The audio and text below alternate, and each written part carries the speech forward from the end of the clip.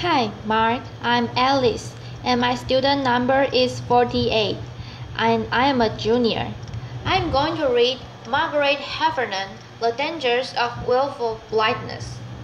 In the northwest corner of the United States, right up near the Canadian border, there's a little town called Libby, Montana, and it's surrounded by pine trees and lakes and just amazing wildlife and these enormous trees that scream up into the sky.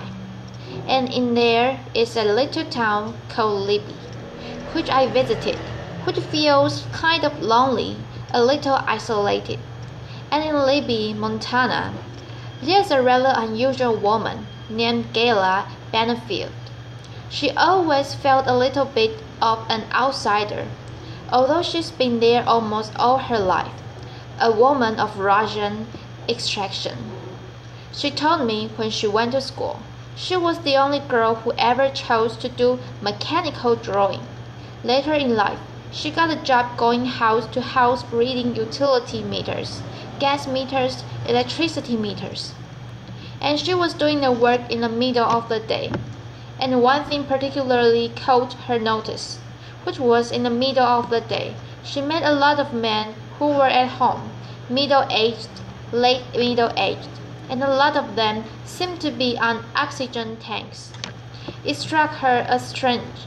Then a few years later, her father died at the age of 59, 5 days before he was due to receive his pension. He'd been a miner. She thought he must just have been worn out by the work, but then a few years later, her mother died, and that seemed stranger still, because her mother came from a long line of people who just seemed to live forever. In fact, Gayla's uncle is still alive to this day and learning how to waltz. It didn't make sense that Gayla's mother should die so young. It was an anomaly, and she kept puzzling over anomalies. And as she did, other ones came to mind. She remembered, for example, when her mother had broken a leg and went into the hospital, and she had a lot of x-rays, and 2 of them were leg x-rays, which made sense, but 6 of them were chest x-rays, which didn't. She puzzled and puzzled over every piece of her life and her parents' life, trying to understand what she was seeing. She thought about her town. The town had a vermiculite mine in it. Vermiculite was used for soil conditioners to make plants grow faster and better. Vermiculite was used to insulate lofts, huge amounts of it put under the roof to keep houses warm during the long Montana winters. Vermiculite was in the playground, it was in the football ground, it was in the skating rink. What she didn't learn until she started working this problem in vermiculite is a very toxic form of asbestos. When she figured out the puzzle, she started telling everyone she could what had happened, what had been done to her parents and to the people that she saw on oxygen tanks at home in the afternoons.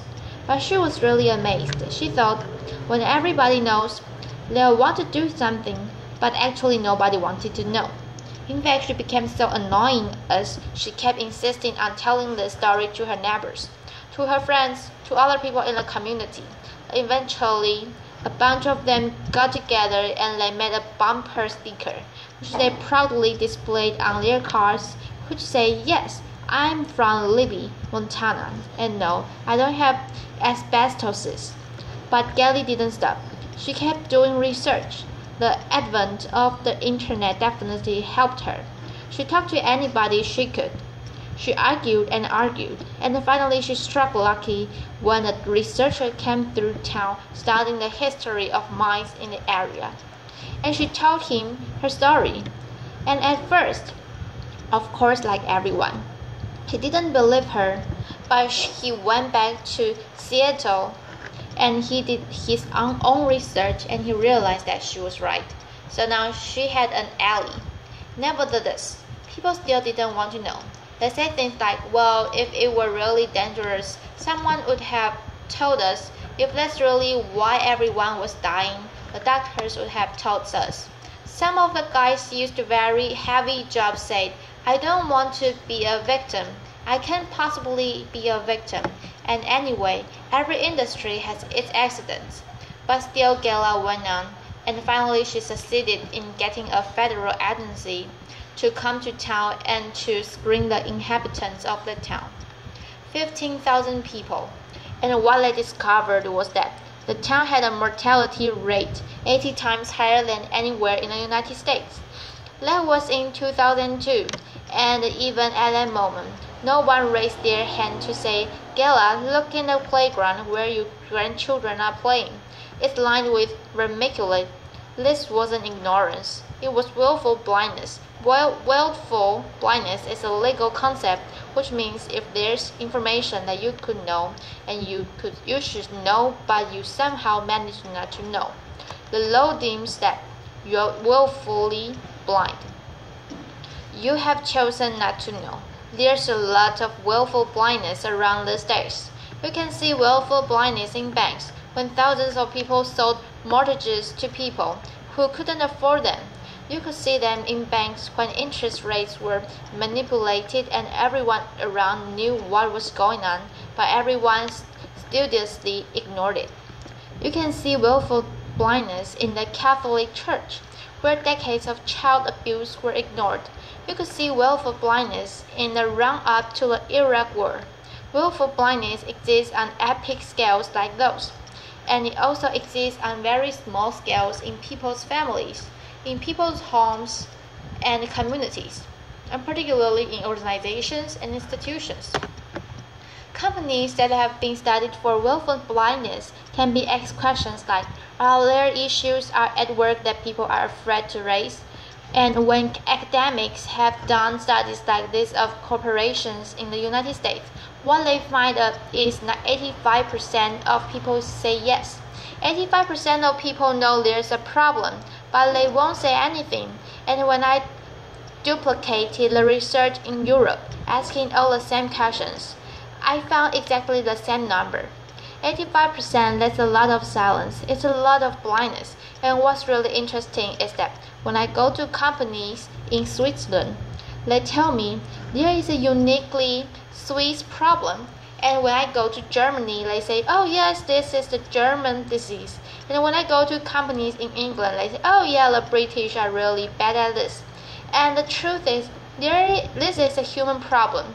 We're all, under certain circumstances, willfully blind. What the research shows is that some people are blind out of fear. They're afraid of retaliation. And some people are blind because they think, well, seeing anything is just futile. Nothing's ever going to change if we make a protest. If we protest against Iraq War, nothing changes, so why bother? Better not to see this stuff at all. And the recurrent thing that I encounter all the time is people say, well, you know, the people who do see, they are whistleblowers, and we all know that what happens to them.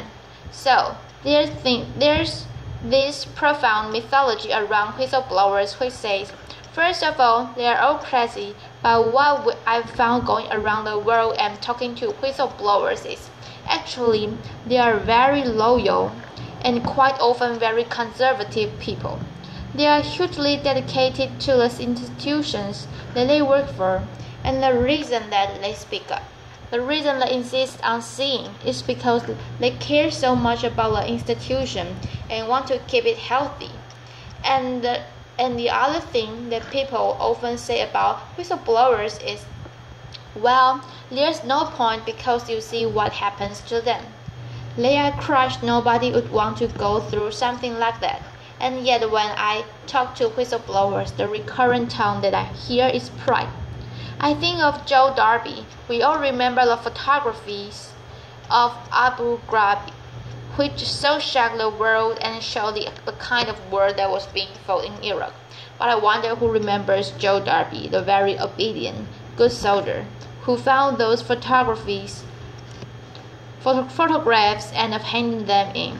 And he said, "You know, I'm not the kind of guy to rate people out, but something just across the line. Ignorance is bliss, they say, but you can't put up with things like this." I talked to Stephen Balsing, a British doctor, who fought for 5 years to draw attention to a dangerous surgeon who was killing babies, and I asked him why he did it, and he said, "Well, it was really my daughter who prompted me to do it.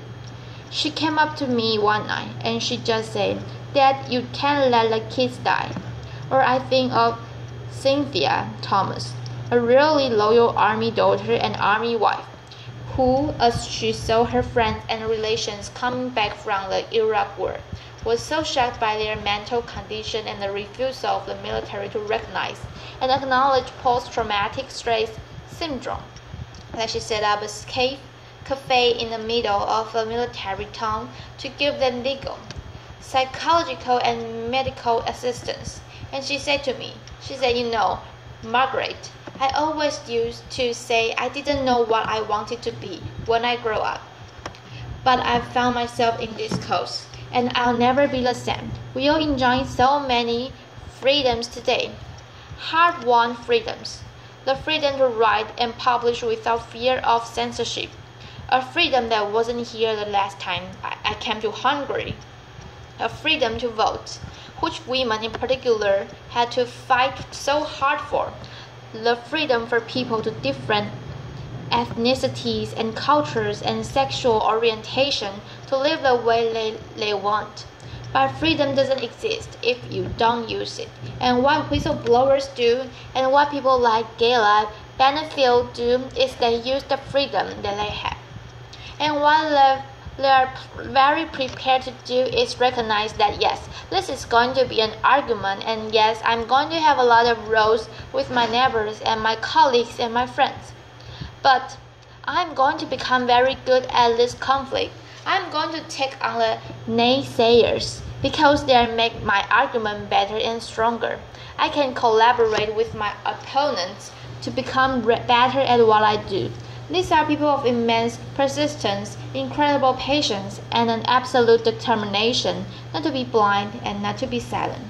When I went to live in Montana, I visited the asbestosis clinic that Gala Benefield brought into being, a place where at first some of the people who wanted help and needed medical attention went in the back door because they didn't want to acknowledge that she'd been right. I sat in a diner, and I watched as trucks drove up and down the highway, carting away the earth out of gardens and replacing it with fresh, uncontaminated soil. I think I took my 12-year-old daughter with me because I really wanted her to meet Gala. And she said, "Why? What's the big deal?" I said, "She's not a movie star, and she's not a celebrity, and she's not an expert. And Gala's the first person who'd say she's not a saint." The really important thing about Gala is she is ordinary. She's like you, and she's like me. She had freedom, and she was ready to use it. Thank you very much. Applause. Bye-bye, Mark.